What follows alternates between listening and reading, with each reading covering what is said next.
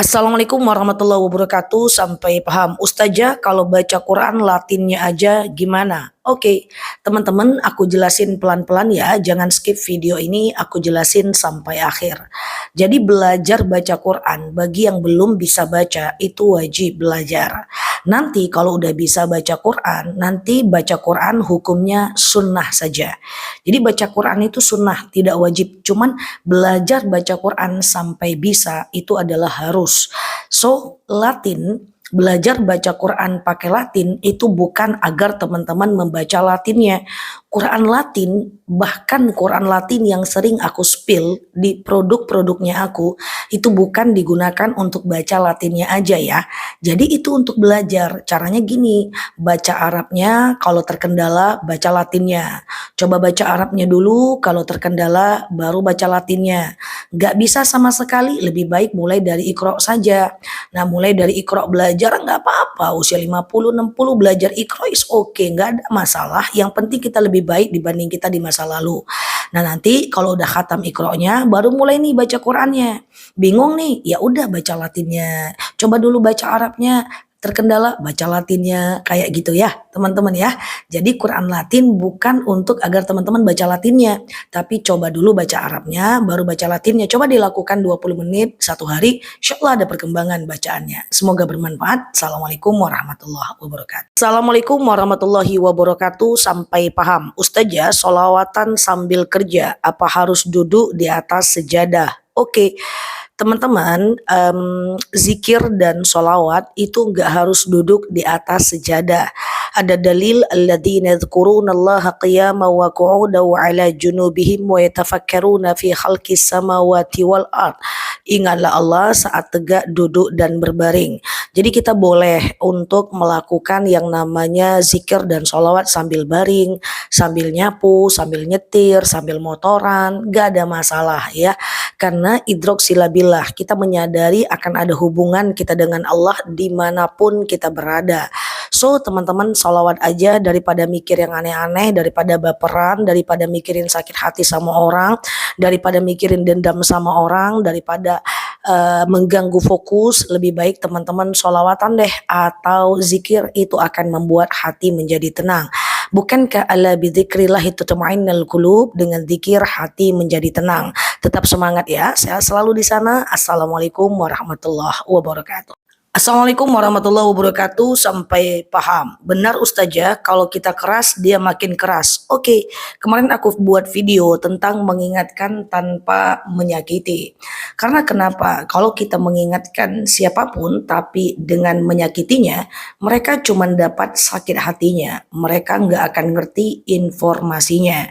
Misalnya nih kita marah dengan anak gitu ya. Maka ketika kita memarahkan anak dengan menyakiti, dia hanya akan ngerti sakit hatinya. Aku sedang sakit hati, bukan aku sedang dinasehati. Ini juga berada pada hubungan kita dengan teman, dengan kawan, atau dengan suami, atau dengan istri. Coba deh ingatkan tapi dengan kasar. Informasi yang nyampe ke otak mereka hanyalah mereka tersakiti. Nggak akan ngerti apa isi nasihatnya. Pernah nggak dulu kita sekolah, guru kita itu killer, pelajarannya gampang, tapi nggak masuk ya ke otak kita, karena dia dalam posisi membuat kita merasa sakit, takut, sehingga nggak paham-paham apa yang dia sampaikan. Itulah sebab sebagai public speaker, juga sebagai guru atau sebagai dosen atau sebagai orang tua, mengingatkan siapapun jangan sampai menyakiti. Ketika kita mengingatkan dengan menghargai, maka insya Allah kita akan lebih didengar, informasinya lebih masuk. Semoga bermanfaat ya. Yang lalu biar berlalu, ke depan kita perbaiki. Assalamualaikum warahmatullahi wabarakatuh. Assalamualaikum warahmatullahi wabarakatuh. Sampai paham. Sujud syukur. Aku mau jelaskan. Jangan skip video ini karena intinya ada di akhir video. Sujud syukur itu adalah sujud yang kita dianjurkan ketika kita mendapatkan sebuah nikmat. Misalnya kita dapat kabar nih tentang misalnya, anak kamu lulus loh tes masuk kerja. Teman-teman sujud aja langsung, Allahu Akbar, sujud aja. Subhanallah, walhamdulillah, la ilaha illallah, wallahu akbar, wala haula wala quwata illa billah. Satu kali aja, dah terus berdiri seperti biasa. Nah, persoalannya adalah kadang-kadang kita dapat berita bagus lagi di mobil, lagi di motor, lagi masak. Gimana dong cara sujud syukurnya? Lakukanlah ketika habis sholat. Nah, aku sih pengennya siapapun yang lihat video aku ini, lakukan aja sujud syukur setiap habis sholat. Mantep kan? Walaupun kita nggak dapat berita apapun, sujud syukur aja deh. Assalamualaikum warahmatullah, assalamualaikum warahmatullah. Sujud aja satu kali. Allahu Akbar. Subhanallah. Walhamdulillah, la ilaha illallah, wallahu akbar, wala haula wala quwata illa billah. Karena sujud syukur itu isinya zikir aja. Nah, setelah itu udah teman-teman boleh doa atau boleh zikir setelah sholat. So, kalau mau sih aku tawarkan bahwa lakukanlah sujud syukur setiap habis sholat. Siapapun yang lihat video ini, like, share video saya ini, follow kanal saya ini, dan sampai paham. Assalamualaikum warahmatullahi wabarakatuh. Assalamualaikum warahmatullahi wabarakatuh. Sampai paham. Ada yang belum tahu nggak tentang sujud sahwi? Udah lama video ini nggak aku buat, tapi aku buat ya untuk follower barunya aku. Teman-teman kalau lupa rakaat nih, misalnya nih lagi sholat lupa rakaat, ini rakaat kedua atau tiga ya, dua atau tiga ya, dua atau tiga ya. Teman-teman bingung nih, waduh, teman-teman anggap aja dua dulu ya. Lalu teman-teman sholat seperti biasa. Nanti setelah fil alamina innaka hamidum majid, sebelum salam teman-teman sujud Allahu Akbar. Sujud sahwi namanya. Bacanya adalah subhanaman la yanamu wa la yashu. Maha suci Tuhanku yang tak pernah tidur dan tak pernah lupa. Ya, lalu kemudian Allahu Akbar, duduk kayak duduk tahiyat awal, tak usah baca apa-apa sewaktu duduk, lalu sujud lagi Allahu Akbar, subhanaman la yanamu wa la yashu. Oke, lalu kemudian duduk lagi seperti duduk tahiyat akhir, baru salam kanan, salam kiri ya. Nah, inilah tutorial sujud sahwi. Kalau teman-teman lupa rakaat, dihafal lah, kan cuma dikit aja. Toh kita juga sering kan lupa rakaat, so teman-teman lakukan ya sujud sahwi kalau lupa rakaat. Assalamualaikum warahmatullahi wabarakatuh. Assalamualaikum warahmatullahi wabarakatuh. Sampai paham. Ujian saya kok nggak selesai-selesai. Oke, teman-teman semuanya, ujian itu memang akan selalu ada, tapi ingatlah ujian itu sesekali kok. Misalnya nih, kita itu sedang sekolah, ujiannya cuma satu kali satu semester. Hidup juga kayak gitu, bahwa nikmat itu banyak kok teman-teman. Ujian tuh cuma sesekali aja. Yang saya khawatirkan adalah kita fokus dengan ujiannya aja, kita nggak fokus dengan nikmatnya. Sama dengan kita fokus dengan ngerinya ujian akhir semester, kita nggak fokus dengan belajar dan indahnya kuliah. Jadi ujian itu memang akan ada dalam hidup, tapi nggak datang tiap hari ya teman-teman ya. Masih banyak nikmat harian yang Allah akan berikan kepada kita. Nah, yang saya khawatir jika ada pertanyaan seperti ini, izin, kita tidak bisa merasakan nikmat. Yang kita fokus hanya pada ujiannya. Nah, itu yang pertama. Kemudian yang kedua adalah bahwa kadang-kadang yang kita anggap ujian berat, sebenarnya dia kecil aja. Saya ambil sebuah contoh. Ketika kita diribahin orang lain, diribahin, diceritain buruknya, itu kecil saja, itu hal biasa. Ibarat penyakit, digibahi itu adalah penyakit flu. Semua orang pernah digibahi, semua orang pernah merasakan sakit flu. Tapi kita anggap itu horor, ya mimpi buruk, nggak usah. Itu adalah ujian yang kecil saja, ujian ringan saja. Ibarat sakit itu adalah sakit flu saja. Maka jangan lagi menyandarkan bahwa kemuliaan kita ini adalah ketika orang senang dengan kita. Mau sampai kapan kita akan bahagia? Kalau orang suka kita happy, kalau orang nggak suka kita menderita. Nggak usah. Itu contoh-contoh yang sebenarnya ujian kecil, tapi kita anggap ujian yang besar, gitu ya. Nah, itu yang paling penting. Nah, kemudian yang ketiga adalah kita nggak fokus kepada solusinya. Kita fokus, aduh kenapa hidupku gini, kepada kayak, tapi kita nggak fokus kepada solusinya. Coba dicek tiga ini ya teman-teman. Jangan-jangan ini yang menyebabkan kita merasa ujian itu besar. Semoga bermanfaat ya. Nanti kita sambung di video selanjutnya tentang ujian. Assalamualaikum warahmatullahi wabarakatuh. Assalamualaikum warahmatullahi wabarakatuh. Sampai paham. Kalau ada orang yang salah, ingatkan dengan cara baik-baik. Karena agama Islam ini tidak pernah disuruh mengurusin diri sendiri. Dalam agama Islam kita disuruh ngurusin orang lain. Gimana orang lain bisa taat, gimana orang lain bisa berubah. La yu'minu ahadakum hatta yuhibbu li akhihi ma yuhibbu li nafsik. Tak beriman kalian sampai kalian mencintai saudara kalian seperti kalian mencintai diri kalian sendiri. Jadi kalau ada teman kita salah, ingatkan face to face. Mengingatkan juga nggak boleh nyakitin. Yang kita khawatirkan adalah ketika teman kita salah, kita tak mengingatin, malah menggibahkan dia. Mengingatkan tidak, malah ngomongin dia. Jadi memang agama Islam ini disuruh ngurusin orang lain. Gimana orang lain bisa taat, idza ra'al munkar falyughayyir. Ketika melihat kemungkaran, ubah kemungkaran itu. Nah, tetapi dalam mengingatkan orang ada rule and regulasinya. Yang pertama, ingatkan tanpa menyakiti. Yang kedua, jangan berdebat. Ya, wajadilhum billati iya ahsan. Kemudian yang ketiga, wala taqnatum mir rahmatillah. Tidak boleh putus asa dengan rahmat Allah.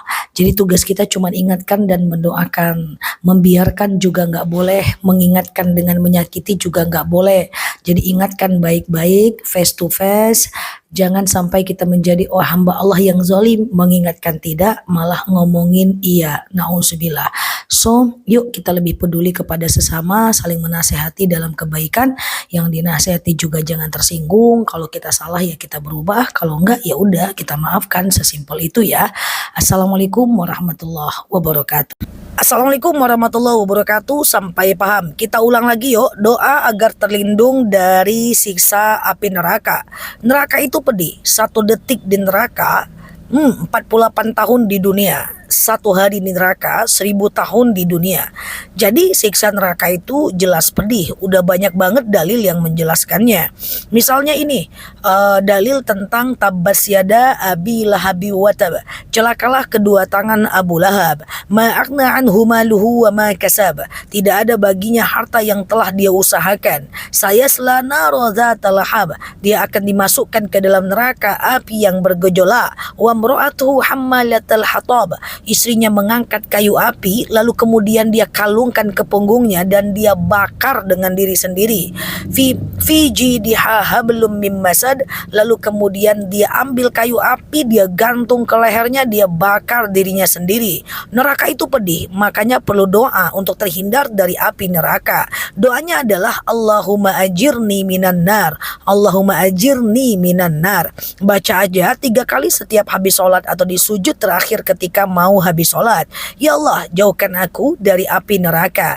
Atau Allahumma ajirna minan nar, sama aja kok artinya. Semoga bermanfaat ya. Doa singkat tapi menyelamatkan kita insyaallah. Assalamualaikum warahmatullahi wabarakatuh. Assalamualaikum warahmatullahi wabarakatuh. Sampai paham. Terkadang saya merasa seperti itu Ustazah. Semoga ke depan saya bisa mensyukuri apa yang saya punya. Oke teman-teman, apapun yang terjadi di masa lalu kita itu nggak apa-apa ya. Bukan karena kita ini orangnya tidak baik, tapi kadang-kadang karena kita belum pernah mendengarkan hal ini saja. Kemarin aku buat tentang video ciri-ciri orang yang tidak bersyukur, yaitu tidak bisa menikmati apa yang ada dan selalu menanyakan apa yang tidak ada. Kemarin aku juga buat video tentang contohnya begini. Kita mau pakai baju nih, baju yang kita pakai nggak ada yang kita suka. Mau pakai ini nggak bagus rasanya. Mau pakai ini ini nggak oke bentuknya. Padahal tadi kita yang beli. Aku juga berikan contoh tentang kita makan. Kita makan sate, lebih enak tuh sate yang di sana. Kita suka sekali lupa menikmati apa yang ada dan selalu bertanya apa yang nggak ada. Atau misalnya kita punya banyak tas, kita nggak bisa nikmati tas yang ada. Yang ini nggak bagus, yang ini nggak bagus, padahal tadi kita yang beli. So, ke depan coba ya, nikmati dulu apa yang ada. Berusaha tahan diri untuk nggak beli barang kalau kita nggak gunakan. Coba dulu nikmati apa yang ada, insya Allah kita akan lebih bahagia. Nggak apa-apa, yang lalu biar berlalu, ke depan kita perbaiki. Toh kita juga nggak perlu lebih baik dibanding orang lain. Kita hanya lebih baik dibanding kita di masa lalu walaupun satu level aja. Semoga bermanfaat ya. Teknologi di sini. Assalamualaikum warahmatullahi wabarakatuh. Assalamualaikum warahmatullahi wabarakatuh. Sampai paham. Semoga bisa berselawat tiap hari karena banyak manfaatnya. Oke, untuk teman-teman yang pemula, tips solawat itu ada beberapa ya. Yang pertama, teman-teman coba hitung solawat hariannya. Hari ini pengen solawat 10 aja setiap bangun tidur. Lakukan tiap hari setiap bangun tidur. Biasanya sampai 40 hari itu kalau kita udah nggak bersolawat kita akan risau. Karena konsistensi atau risau kita meninggalkan sholawat itu kalau kita sudah melakukan tiap hari. Jadi tips untuk yang pemula untuk melakukan sholawat tiap hari, mulai dari hal yang kecil, bangun tidur jangan langsung megang HP dulu. Sholawat dululah 10 kali, lakukan aja 40 hari, nanti teman-teman akan terbiasa. Kalau udah terbiasa nanti angkanya boleh ditambah. Apa ciri-ciri kita terbiasa? Ciri-cirinya adalah kita tidak lupa mengerjakannya. Kalau kita masih lupa berarti kita belum terbiasa. Oke, lakukan sholawat tiap hari dulu dengan ukuran yang sedikit setiap bangun tidur. Semoga bisa menjadi ahlus sholawat setiap harinya. Semoga bermanfaat karena sholawat itu dapat mendatangkan syafaat untuk kita di yaumil akhir, dan syafaat itu adalah perintah Allah, dan sholawat itu adalah perintah Allah Azza wa Jalla. Assalamualaikum warahmatullahi wabarakatuh. Assalamualaikum warahmatullahi wabarakatuh. Sampai paham. Gimana caranya untuk lebih sabar menahan amarah? Oke, yang pertama ikuti dalil idza hudiba ankum falyaskut. Kalau kalian marah, kalian diam dulu. Nah, diam ini adalah proses berpikir. Nah, kenapa kita harus diam? Karena kita tidak boleh memberikan stimulus terlalu cepat dalam adanya respon. Ketika orang lain merespon yang jelek, kita nggak boleh langsung membalas. Kita berpikir dulu apakah persoalan ini layak untuk kita jawab atau cukup dengan kita diamkan, istighfar dan mengabaikan serta lanjut ke aktivitas berikutnya. Jangan terlalu frontal ketika tersinggung, langsung kita menjawabnya dan kemudian marah. Ketika kita marah maka setan akan masuk ke dalam dada kita. Begitu dalam kitab Ihya Ulumuddin karangan Imam Al-Ghazali. Setan masuk ke dalam dada kita. Apa tugas setan? Ada dua. Setan akan menutupi mata kita dari kebaikan orang yang kita marahi dan membuka mata kita dari keburukan orang yang kita marahi. Wajar kan kalau marah dengan kawan lama yang nampak cuman burunya aja, baiknya hilang di mata kita karena setan juga udah bekerja. Berantem dengan suami yang nampak jeleknya aja, kenapa? Karena setan udah bekerja. Itu sebab tahanlah amarah, tahan amarah, tahan amarah. Diam kadang-kadang jawaban untuk menyelesaikan masalah. Dan tidak semua masalah harus diam, kadang-kadang juga harus diberikan efek jera. So, cara pertama adalah teman-teman usahakan untuk tahan pada sesuatu yang tidak bermanfaat untuk direspon. Semoga bermanfaat. Nah, oke di sini. Assalamualaikum warahmatullahi wabarakatuh. Assalamualaikum warahmatullahi wabarakatuh. Sampai paham tips untuk gampang sholat tahajud dan susah bangun malam. Teman-teman yang susah bangun malam tapi ingin mencoba istiqomah tahajud, lakukan tips ini ya. Yang pertama, usahakan tidur lebih awal. Kalau udah nggak penting, nggak usah lihat handphone lagi, tidur aja. Yang kedua adalah usahakan tahajudnya mepet-mepet azan subuh dulu. Jadi kalau azan subuh jam 4.30, teman-teman boleh bangun jam 4. Tujuannya apa? Tujuannya biar tidak terlalu berat. Caranya gimana? Hidupkan alarm di jam 4 itu biar tidurnya itu puas dulu. Nah, kebiasaan pemula untuk tahajud pengen bangun jam 2 malam, nanti tidur lagi subuhnya bablas. Jadi bangunlah jam 4 tadi, lalu kemudian lanjutkan dengan sholat subuhnya. Nah, habis subuh jangan tidur lagi, dibiasakan walaupun berat di awal. Karena kalau habis tidur, kalau habis subuh itu nggak boleh tidur adalah kemakruhan.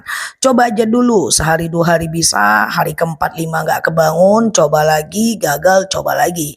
Lama-kelamaan bisa, karena fisik kita bisa menyesuaikan kok. Insya Allah biologis kita juga bisa menyesuaikan. Semoga bermanfaat. Assalamualaikum warahmatullahi wabarakatuh. Assalamualaikum warahmatullahi wabarakatuh. Sampai paham. Ustazah, zikir di atas motor, sholawat di atas motor, boleh nggak? Tapi nggak dihitung katanya. Oke, teman-teman boleh kok zikir di motor atau lagi nyetir, lagi masak, sholawatan. Zikir nggak harus dihitung sih. Nah, apa tujuan kita menghitung sholawat dan zikir kita? Tujuannya supaya iman kita tetap pada mode on. Jadi tetap dia itu on tiap hari kalau kita hitung itu pakai target. Tapi nggak harus dihitung, teman-teman boleh zikir kapan aja. Alladzina yadhkurunallaha qiyaman wa qu'udan wa 'ala junubihim wa yatafakkaruna fi khalqis samawati wal ard. Ingatlah Allah saat tegak, duduk dan berbaring. Jadi teman-teman boleh zikir kapan aja dan di mana aja, nggak jadi masalah. Selamat berzikir, ala bizikrillahi tatma'innul qulub. Dengan zikir hati akan menjadi tenang. Kalau teman-teman banyak zikir, insya Allah hati akan lebih tenang. Semoga bermanfaat ya. Yang baru mampir boleh like, share video saya ini, follow kanal saya ini, dan sehat selalu di sana. Sampai paham. Assalamualaikum warahmatullahi wabarakatuh. Assalamualaikum warahmatullahi wabarakatuh. Sampai paham. Ustazah, suami saya udah 1 tahun sakit stroke. Dan kemudian saya udah ingatkan sholat, oke, tapi sholatnya suka lupa rakaatnya. Padahal sudah saya ingatkan, itu gimana Ustazah? Oke, walaupun dia sakit stroke, kemudian kita harus kaji dulu satu. Apakah beliau ini sudah pikun? Kalau beliau sudah pikun, maka beliau tidak wajib lagi sholat ya. Tapi katakanlah beliau belum pikun dan beliau wajib sholat hanya dengan sambil baring aja. Shollu qa'iman, sholatlah kalian dalam keadaan berdiri. Fa'ilam tastati faqo'idan, kalau nggak bisa duduk. Fa'ilam tastati fa'ala jam, kalau nggak bisa baring miring ke kanan. Fa'ilam tastati famustalkian, kalau nggak bisa ya telentang. Nah, ketika beliau sholat dalam keadaan telentang, lalu kemudian lupa untuk merakaatnya, beliau tetap bisa melakukan sujud sahwi. Sujudnya gimana? Sujudnya sesuai dengan sujud gaya orang yang dalam keadaan sholat dalam keadaan berbaring. Caranya sujud aja 2 kali sebelum salam setelah fil alamina innaka hamidum majid. Bacaannya adalah subhana man la yanamu wa la yasu. Jadi setelah fil alamina innaka hamidum majid, sujud. Allahu Akbar, subhana man la yanamu wa la yashu, duduk, Allahu Akbar, sujud lagi, Allahu Akbar, subhana man la yanamu wa la yashu, baru duduk, salam kanan, salam kiri. Posisi sujudnya gimana? Posisi sujudnya seperti sujudnya orang sakit yang dalam keadaan baring. Tapi ini semua kalau beliau tidak pikun. Kalau beliau pikun, beliau boleh untuk tidak melakukan ibadah. Semoga bermanfaat. Assalamualaikum warahmatullahi wabarakatuh. Assalamualaikum warahmatullahi wabarakatuh. Sampai paham cara mengatasi kesedihan. Teman-teman, ketika kita sedih atau sakit hati, biasanya pasti itu karena ada stimulus dari orang lain atau dari situasi kita. Maka teman-teman mesti tahu caranya agar keluar dari kesedihan. Di antaranya yang pertama adalah ketika kita sedang dihantam kesedihan, kita ucapkan astagfirullahalazim. Kita mohon ampun kepada Allah sehingga kita agak semakin lega. Kemudian ucapkan hasbunallah ni'mal wakil ni'mal maula wa ni'man nasir. Hasbunallah ni'mal wakil ni'mal maula wa ni'man nasir. Dan yang paling penting adalah jangan cepat merespon kesedihan kita. Apakah dengan marah atau dengan membantah atau dengan mengucapkan kalimat-kalimat yang tidak baik, atau misalnya kita dalam kondisi pengen ngamuk, pengen keluar rumah, pengen balapan atau pengen apapun. No, jangan memberikan respon apapun, karena saat kita sedih itu kalau kita tidak iringi dengan kekuatan kesabaran dan doa, kita akan menjadi orang yang kalut dan cepat memberikan respon. Kalau respon udah kita berikan atas kesedihan kita, biasanya setan akan masuk dan menambah-nambah kesedihan kita dan memprovokatori hati kita. Hati-hati, setan itu nyata dan dia musuh yang sebenar-benarnya. Sebenarnya kalau kita sedih itu biasa, semua orang pernah mengalami kesedihan. Tapi ada orang yang sedih dan memberikan respon yang jelek atas kesedihannya, dan ada yang berusaha untuk tenang, calm down, dan akhirnya berusaha untuk istighfar dan berzikir seperti yang saya katakan tadi.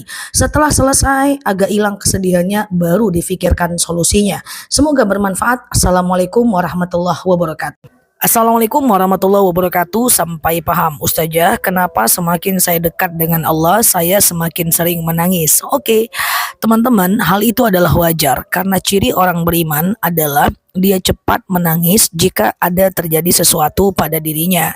Dia tak mudah marah. Kalau dia tak mudah marah, dia akan menggantinya dengan menangis.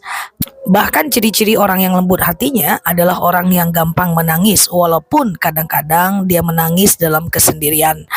Bahkan ada dalil idza tuliyat alaihim ayatuhu zadathum iman. Jika dia mendengarkan ayat Al-Qur'an bertambah keimanannya. Salah satunya adalah bisa jadi dia sering nangis dengar sholawat, dia nangis mendengarkan ayat Al-Qur'an gitu ya. Dan pada akhirnya orang-orang yang beriman dia lebih sering bersabar. Efek samping kalau dia sering bersabar adalah dia memendam. Kalau dia memendam dalam diam, tentu dia lebih senang, lebih akhirnya menangis. Itu beda dengan orang yang suka marah-marah. Ketika orang yang tidak beriman dia suka marah. Orang yang suka marah itu kebanyakan jarang menangis karena dia melampiaskan energinya dengan marah-marah. Orang yang beriman banyak bersabar, dan ketika dia bersabar dia melampiaskan energinya dengan nangis. Nggak apa-apa, nangis juga nggak ada yang salah, asal jangan lama-lama ya. Semoga bermanfaat. Assalamualaikum warahmatullahi wabarakatuh. Assalamualaikum warahmatullahi wabarakatuh. Sampai paham, ketika ada orang yang bersedekah kepada kita, lalu kita mengucapkan terima kasih, yang bagusnya kayak gimana sih? Oke, kita udah pernah buat video tentang doa kalau kita bersedekah kepada orang, yaitu Rabbana taqabbal minni innaka antas samiul alim. Ya Allah, terimalah dariku, sesungguhnya engkaulah Maha mendengar, Maha mengetahui. Lah bagaimana pula kalau kita yang diberikan sedekah? Maka kalau kita yang diberikan sedekah oleh orang lain, kita menjawabnya adalah kalau dia perempuan, jazakillah khairan jaza. Kalau dia laki-laki, jazakallah khairan jaza. Kalau yang ngasih itu ramai orang, jazakumullah khairan jaza. Apa artinya? Semoga Allah membalas kebaikanmu dengan kebaikan yang sebaik-baiknya. Ini jauh lebih bagus diucapkan dibanding tanda terima kasih doang. Karena kalau jazakillah khairan jaza itu artinya kita mendoakan orang itu. Jadi kita mendoakan langsung kepada Allah, semoga Allah langsung membalas kebaikan orang itu. Lebih keren kan dibanding sekedar ucapan terima kasih aja. Semoga bermanfaat ya. Nelaluki di sini. Assalamualaikum warahmatullahi wabarakatuh. Assalamualaikum warahmatullahi wabarakatuh. Sampai paham. Bagi teman-teman yang tes masuk kerja dan takut lisannya salah bicara, atau ketika ingin menasehati anak tapi takut lisannya juga salah bicara, atau ingin mengungkapkan kesalahan dan meminta maaf kepada orang lain tapi takut salah bicara, atau mau tes wawancara kerja, atau mau tampil pada acara MC, pidato, atau mau menjadi seorang guru, dan teman-teman takut lidahnya keluh, teman-teman takut urusannya susah, teman-teman baca ini aja. Rabbi syarahli sadri, ya Allah lapangkan untukku dadaku, wa yassirli amri, dan mudahkan untukku urusanku, wahlul 'uqdatam min lisani yafqahu qawli, dan lepaskan kekakuan dari lidahku agar mereka mengerti perkataanku. Inilah yang juga selalu aku baca saat mau dakwah, karena ada artinya yang bagus, wahlul 'uqdatam min lisani yafqahu qawli, bahwa lepaskan kekakuan lidahku agar mereka mengerti perkataanku. Kadang-kadang kita mau bicara apa, keluarnya apa, mau mengungkapkan apa, takut salah bicara. Teman-teman hafal ini ya, dan ini doa sudah kita baca dari kecil, cuman mungkin gak tahu artinya. Sekarang semoga udah tahu ya. Semoga bermanfaat. Assalamualaikum warahmatullahi wabarakatuh. Assalamualaikum warahmatullahi wabarakatuh. Ustazah, bagaimana hadir di kajian online? Oke, aku akan jelaskan apa bedanya kajian offline dan online. Kalau teman-teman hadir di kajian online, teman-teman dapat pahala menuntut ilmu Allah. Utlubil ilmi faridah ala kulli muslimin wal muslimat. Menuntut ilmu itu memang wajib untuk seluruh kaum muslimin muslimat. Hanya saja cara menuntut ilmu itu bisa dengan baca buku, kajian online, dan lainnya. So, dapat pahala menuntut ilmu. Nah, apa bedanya dengan kajian offline? Kalau kajian offline, teman-teman dapat 2 pahala karena teman-teman sedang melakukan 2 kewajiban. Yang pertama adalah kewajiban menuntut ilmu, ya. Kemudian yang kedua, kalau kajiannya offline, teman-teman dapat manfaat atau fadilah hadir dalam majelis ilmu. Apa itu majelis ilmu yang offline? Mereka dalam kondisi berjamaah. Jamaah itu adalah satu tempat, satu waktu. Maka bertambah pula keutamaannya dengan dipanjangkan umur mereka kalau mereka hadir ke kajian offline. Bahkan juga mereka doa-doanya diijabah saat hadir di kajian offline. Bahkan mereka juga didoakan oleh para malaikat. Intinya bedanya apa? Kalau kajian online kita dapat pahala menuntut ilmu. Tapi kalau kajian offline kita kita dapat pahala menuntut ilmu dan silaturahmi. Kalau silaturahmi itu kan satu tempat satu waktu di masjid-masjid offline. Nanti juga dapat doa dari malaikat, juga dapat dipanjangkan umur dengan silaturahmi, juga diijabah doa-doa dalam majelis ilmu yang satu tempat satu waktu. So intinya saran aku, hadirlah kedua-duanya, online dan offline. Semoga bermanfaat ya. Assalamualaikum warahmatullahi wabarakatuh. Assalamualaikum warahmatullahi wabarakatuh. Sampai paham. Ketika ada orang yang bilang syukron, artinya terima kasih, kita jawab afwan, sama-sama ya. Ketika ada yang bilang jazakillah, semoga Allah membalas kebaikan engkau, kita jawab wa iyyaki, kamu juga. Ketika ada yang bilang kepada kita barakallahu lak, keberkahan Allah atasmu, kita jawab wa alaiki, kamu juga, atau wa iyyaki boleh juga sih. Kalau dia mengatakan syukron jiddan, terima kasih banget, syukron jiddan, jiddan itu artinya banget, maka kita juga menjawabnya dengan afwan. Sering ya kita dengar kalimat-kalimat seperti ini. Kemarin pertanyaan ini muncul di live aku, makanya aku sampaikan di video ini ya. Silakan simpan video ini, semoga bermanfaat untuk teman-teman supaya menambah khazanah bahasa dan pengetahuan kita aja. Semoga bermanfaat. Neloki di sini. Assalamualaikum warahmatullahi wabarakatuh. Assalamualaikum warahmatullahi wabarakatuh. Sampai paham. Membaca subhana rabbiyal azimi wa bihamdi saat ruku dan subhana rabbiyal a'la wa bihamdi saat sujud, boleh nggak sih satu kali? Oke. Imam Syafi'i menyatakan boleh satu kali. Imam Hanafi menyatakan minimal 3 kali. Tapi kedua-duanya sepakat kalau sholatnya berjamaah itu cukup 3 kali karena menghargai jamaah yang lebih tua. Yang udah tua, yang lututnya udah nggak kuat sujud dan ruku lama-lama. Dan mereka juga sepakat bahwa dalam sholat sendiri dianjurkan lebih dari 3 kali gitu ya. Jadi kalau sholat sendiri lebih bagus lebih dari 3 kali. Sholat jemaah cukup 3 kali aja. Nah sementara boleh nggak satu kali saat sholat sendiri atau sholat berjemaah? Mereka berbeda pendapatnya di sini. Kalau Imam Syafi'i bilang boleh satu kali, Imam Hanafi bilang minimal 3 kali. Tim yang mana? Ya terserah aja sih, perbedaan mazhab, teman-teman silahkan pilih yang mana. Semoga bermanfaat ya. Nelaluki di sini, like, share video saya ini, follow kanal saya ini dan sampai paham. Assalamualaikum warahmatullahi wabarakatuh. Assalamualaikum warahmatullahi wabarakatuh. Sampai paham. Aku jelaskan sholat duha secara detail ya. Jadi biar kita nggak ragu lagi. Sholat duha itu minimal 2 rakaat, maksimal 12 rakaat. Kalau mau 12 rakaat berarti bisa 2, 2, 2, 2, 2, 2. Ya, jadi 6 kali salam. Caranya kayak sholat subuh aja sih. Kalau per 2 rakaat sengaja aku sholat sunat duha 2 rakaat sunnah atasku karena Allah. Sholat kayak biasa aja kayak sholat subuh. Rakaat pertama dianjurkan asyams, rakaat kedua boleh ad-duha. Tapi kalaupun nggak apa-apa. Kul pun nggak apa-apa. Yang penting sholatnya kayak sholat subuh dan yang penting Al-Fatihah dibaca.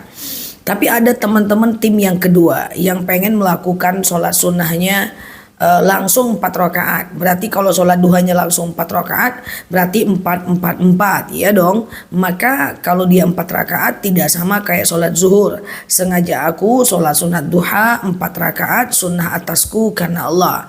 Rakaat keempat dari sholat duha setiap rakaat 1, 2, 3, dan 4 dianjurkan baca ayat pendek. Dan kalau sholat sunnah itu dilakukan 4 rakaat maka tidak pakai tahiyat awal. Semua sholat sunnah kalau 4 rakaat tidak pakai tahiyat awal.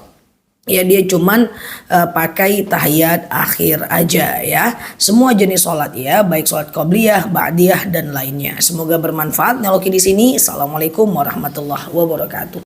Assalamualaikum warahmatullahi wabarakatuh. Sampai paham. Belakangan banyak yang nanya, Ustazah sholat malam misalnya sholat taubat, hajat, tahajud, witir, itu zikirnya boleh digabung nggak di waktu witir aja atau harus setelah taubat zikir dan doa, setelah sholat hajat zikir dan doa, setelah sholat tahajud zikir dan doa, setelah sholat witir zikir dan doa, atau boleh digabung semuanya? Jawabannya adalah boleh kok digabung semuanya.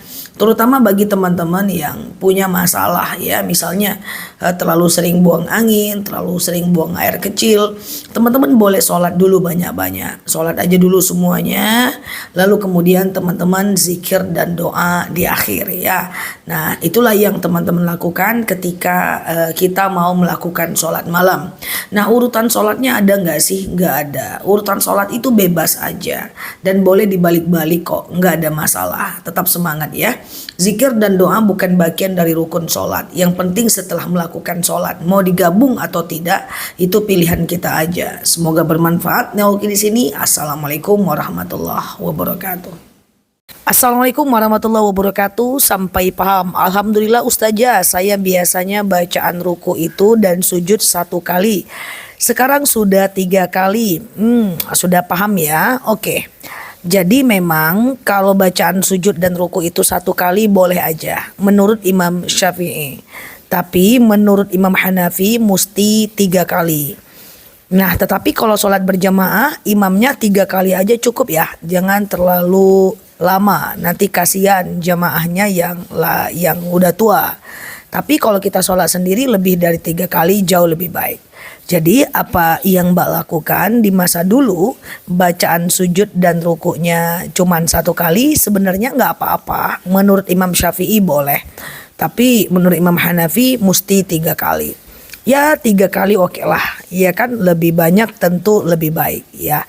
Jadi 3 kali oke sih menurut aku ya. Jadi kalau 1 kali selama ini mau ditambah jadi 3 kali bagus, atau ditambah lagi lebih dari 3 kali itu jauh lebih bagus ya. Terima kasih ya teman-teman semuanya, saya selalu di sana.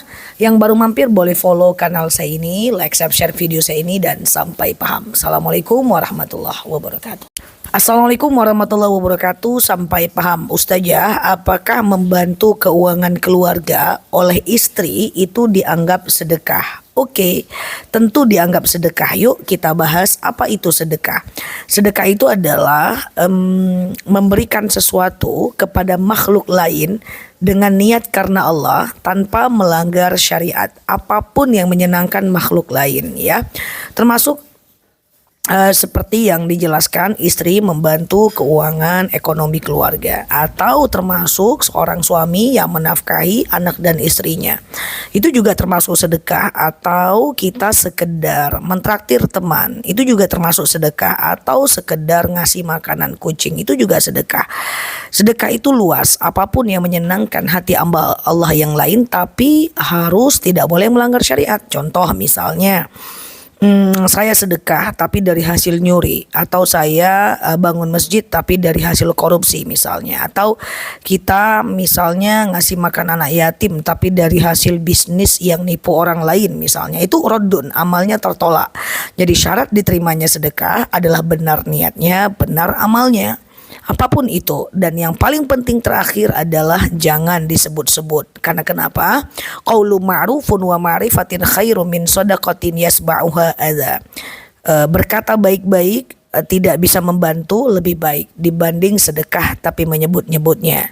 Jadi selagi niatnya benar, caranya benar, dan tidak menyebut-nyebut bagian dari pemberian kita, itu bagian dari sedekah yang akan diterima oleh Allah. Semoga bermanfaat. Assalamualaikum warahmatullahi wabarakatuh. Assalamualaikum warahmatullahi wabarakatuh. Sampai paham. Kita sholat tapi rupanya belum azan. Sahnya, sholatnya sah nggak? Jadi gini, kadang-kadang kita itu sering ya ketiduran, misalnya habis duha atau jam 10-an.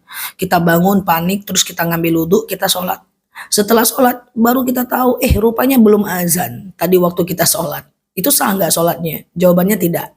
Karena syarat sahnya sholat diantaranya adalah sudah masuk waktu sholat.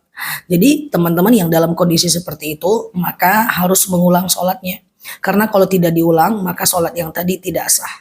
Jadi diantara syarat sahnya sholat adalah udah masuk waktu sholat. So lakukan aja. Nah yang penting udah azan. Jawab dulu azan lalu teman-teman sholat.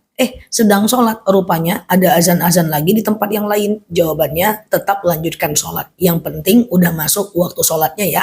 Semoga tidak ada dalam kondisi seperti ini, tapi banyak yang dalam kondisi seperti ini, bangun-bangun, panik, sholat aja. Nggak lihat-lihat jam, rupanya belum azan ya. Ulang lagi sholatnya ketika sadar bahwa udah azan. Semoga bermanfaat. Nah, oke di sini. Assalamualaikum warahmatullahi wabarakatuh. Assalamualaikum warahmatullahi wabarakatuh. Sampai paham. Batuk, kemudian pilek, kemudian bersin, kemudian sendawa, kemudian menangis dalam sholat tidak ada masalah, tidak makruh dan tidak ada masalah sama sekali. Ada orang-orang yang ketika sholat dia menangis itu tidak akan membatalkan sholat, dibolehkan.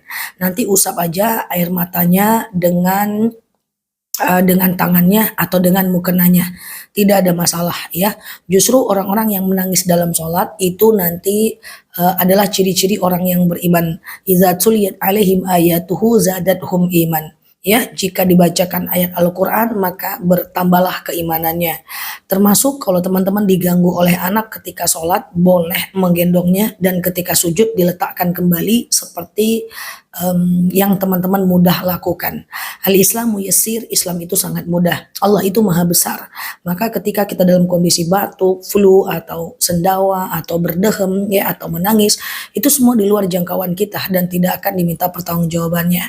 Semoga bermanfaat ya. Yang lalu di sini like, share video saya ini, follow kanal saya ini dan sampai paham. Assalamualaikum warahmatullahi wabarakatuh. Assalamualaikum warahmatullahi wabarakatuh. Sampai paham, menguap dalam sholat itu makruh. Jadi kalau teman-teman ketika sholat menguap, kalau bisa nguapnya ditahan. Rasulullah SAW selalu menahan uapannya ketika sholat sampai merah mukanya. Tapi kalau teman-teman tetap menguap di dalam sholat, maka sholatnya tetap sah. Cuman kita melakukan yang makruh. Apa itu makruh? Dikerjakan boleh, tapi Allah tidak suka. Ditinggalkan jauh lebih baik. Makanya teman-teman kalau mau sholat usahakan wudhunya maksimal biar tidak terlalu ngantuk dalam sholat dan tidak menguap. Hanya saja kalau zikir dan doa setelah sholat misalnya menguap is okay. Cuman nguap itu memang tobi'inya mesti ditahan atau ditutup mulutnya. Ya, sehat selalu teman-teman semuanya. Semoga kita lebih baik ke depan dan semoga teman-teman yang sudah mampir ke kanal aku betah belajar di kanal ini. Dan yang baru mampir boleh follow kanal di sini dan like, share videonya. Dan semoga bermanfaat teman-teman semuanya. Sehat selalu di sana. Assalamualaikum warahmatullahi wabarakatuh. Assalamualaikum warahmatullahi wabarakatuh. Sampai paham. Jangan menutup mata dan menutup bibir dalam sholat. Dalam fiqh ibadah karangan Said Sabiq dijelaskan bahwa menutup mata dan menutup bibir dalam sholat adalah makruh. Jadi sholat itu sangat dianjurkan buka mata, buka bibir. Apa itu makruh? Makruh itu dikerjakan boleh tapi Allah tidak suka. Ditinggalkan jauh lebih baik. Kenapa demikian? Pernah dalam satu riwayat Rasulullah SAW melarang sahabat yang tidak membuka mulutnya ketika sholat dan Rasulullah suruh beliau mengulang sholatnya. Lalu beliau bertanya kepada Rasul, kenapa ya Rasulullah aku disuruh mengulang sholatku? Maka Rasulullah berkata, jenggotmu nggak bergoyang. Artinya engkau tidak melafazkan ya. Jadi lafazkanlah bacaan sholat sampai terdengar ke telinga kita aja. Jadi tidak perlu telinga kiri dan kanan supaya teman-teman ikut fikih sholatnya. Ustazah kalau menjam mata saya lebih khusyuk rasanya. Tetap jangan ya karena itu makruh. Walaupun sholatnya tetap sah tapi kita melakukan kemakruhan dalam ibadah sholat. So sholat itu buka mata buka bibir ya. Semoga bermanfaat. Assalamualaikum warahmatullahi wabarakatuh. Assalamualaikum warahmatullahi wabarakatuh. Sampai paham. Ustazah aku sholat duha 4 rakaat. Aku buat 2 rakaat salam 2 rakaat salam. Apakah masih sah Ustazah? Oke, seperti yang aku sampaikan di video aku sebelumnya, sholat duha itu bisa dilakukan per 2 rakaat salam. Ya, jadi kan maksimal 12 rakaat tuh. Bisa 2 rakaat salam, 2 rakaat salam. Sengaja aku sholat sunat duha 2 rakaat sunnah atasku karena Allah. Sholat kayak biasa seperti sholat subuh, terus salam kanan, salam kiri. Terus nanti sholat lagi tuh pakai niat yang sama. Sengaja aku sholat sunat duha 2 rakaat sunnah atasku karena Allah. Nah pokoknya dia adalah maksimal 12 rakaat. Tapi 2 rakaat atau 4 rakaat cukup aja kok, nggak ada masalah. Ya, jadi bisa dilakukan dua-dua. Nah, kalau maunya per 4 rakaat salam, berarti kalau mau maksimal 12 rakaat, berarti 3 kali salam. Karena 4, 4, 4. Nah, untuk yang 4 rakaat, itu kalau sholat sunat duhanya 4 rakaat, tidak sama seperti sholat zuhur. Dia kayak sholat biasa, kayak sholat tarawih. Jadi tidak pakai tahiyat awal. Rakaat 1 berdiri, rakaat 2 berdiri, rakaat ketiga berdiri, baru adanya tahiyat akhir, dan rakaat 1, 2, 3, dan 4 dianjurkan baca ayat pendek ya. Semoga bermanfaat. Yang lagi di sini like, subscribe video saya ini, follow kanal saya ini, dan sampai paham. Assalamualaikum warahmatullahi wabarakatuh. Assalamualaikum warahmatullahi wabarakatuh. Sampai paham cara menjawab azan. Aku ulang lagi ya, termasuk azan subuh. Ketika muazinnya bilang Allahu Akbar, kita jawab Allahu Akbar, Allahu Akbar. Muazinnya bilang asyhadu an la ilaha illallah, kita jawab asyhadu an la ilaha illallah. Muazinnya bilang hayya 'alas shalah, kita jawab la haula wala quwata illa billah. Muazinnya bilang hayya 'alal falah, kita jawab la haula wala quwata illa billah. Muazinnya bilang as-salatu khairum minan naum, kita jawabnya shadaqata wa barorta wa ana ala zalika minasyahidin. Kalau nggak panjang juga nggak apa-apa. As-salatu khairum minan naum, kita jawabnya shadaqata wa barorta saja. Lalu kemudian ketika muazinnya bilang Allahu Akbar, kita jawab Allahu Akbar, Allahu Akbar. La ilaha illallah, kita jawab la ilaha illallah. Jawab azan ya, karena itu adalah panggilan sholat yang kita juga menyaksikan kebesaran Allah dengan azan yang kita jawab. Nanti antara azan dan iqomah usahakan berdoa, karena antara azan dan iqomah itu tempat mustajab doa. Semoga bermanfaat. Assalamualaikum warahmatullahi wabarakatuh. Assalamualaikum warahmatullahi wabarakatuh. Sampai paham. Teman-teman kalau bingung mendapatkan satu konflik, mana benar, mana salah, atau teman-teman lagi suka dalam keadaan ragu, ini mau berteman dengan siapa sebenarnya, atau teman-teman ragu terhadap sebuah hukum yang membuat teman-teman itu ragu, ini yang mau aku ikutin yang mana ya, maka ini doanya. Allahumma arinal haqqa haqqa warzuqna tiba'ah. Ya Allah, katakan kepada aku itu benar kalau dia benar, ya kan? Dan warzuqna tiba'ah, dan karuniakan kepada aku cara untuk mengikutinya.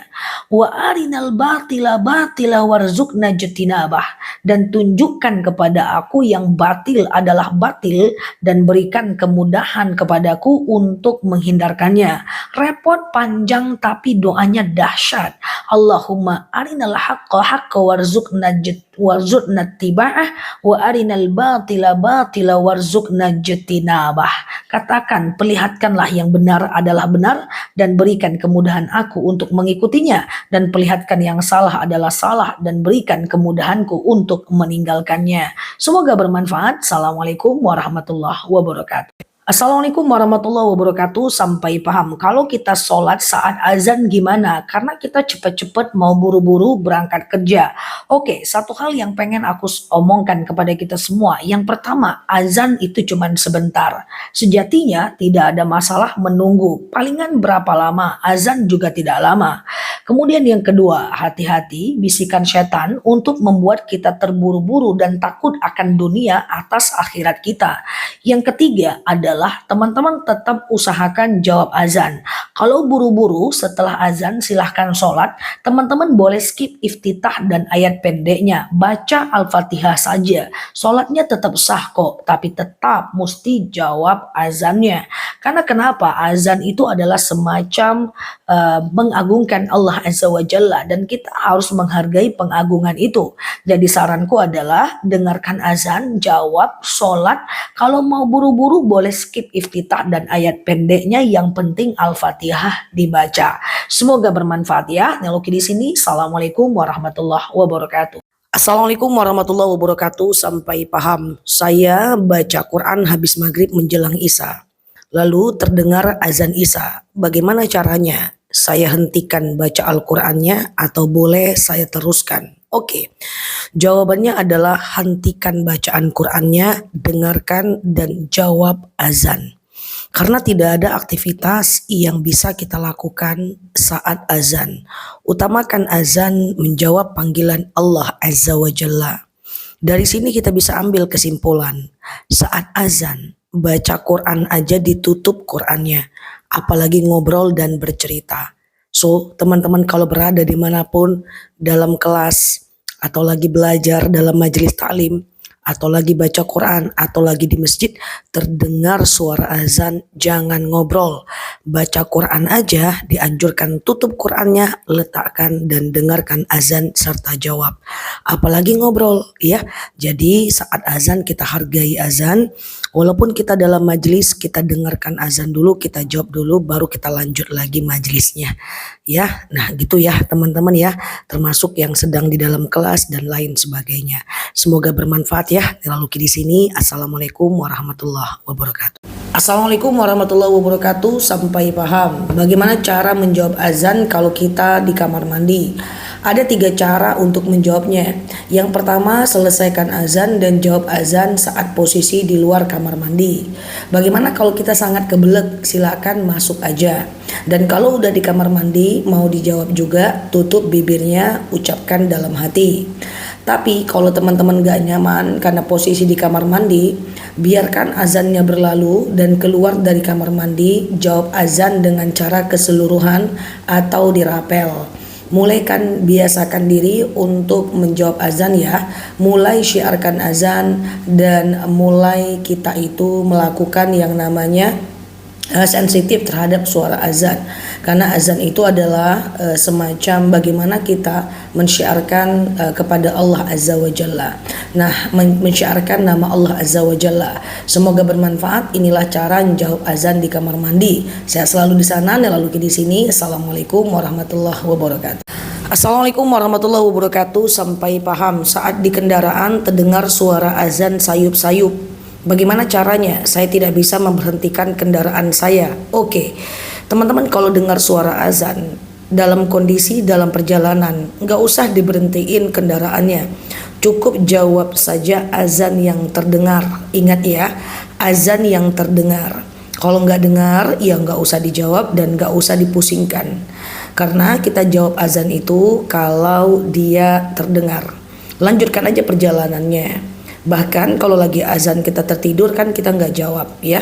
Jadi nggak usah diberhentikan kendaraannya, cukup jawab dalam kendaraan saja. Atau kita lagi motoran atau kita lagi nyetrika, nggak usah diberhentiin nyetrikanya. Cukup jawab saat kita sambilan nyetrika. Oke, gitu ya teman-teman ya. Nah, untuk cara menjawab azan sudah ada di video aku sebelumnya. Silahkan dicek, semoga bermanfaat ya untuk teman-teman semuanya. Yang baru mampir boleh follow akun aku ini, like, share video saya ini, dan sampai paham. Assalamualaikum warahmatullahi wabarakatuh.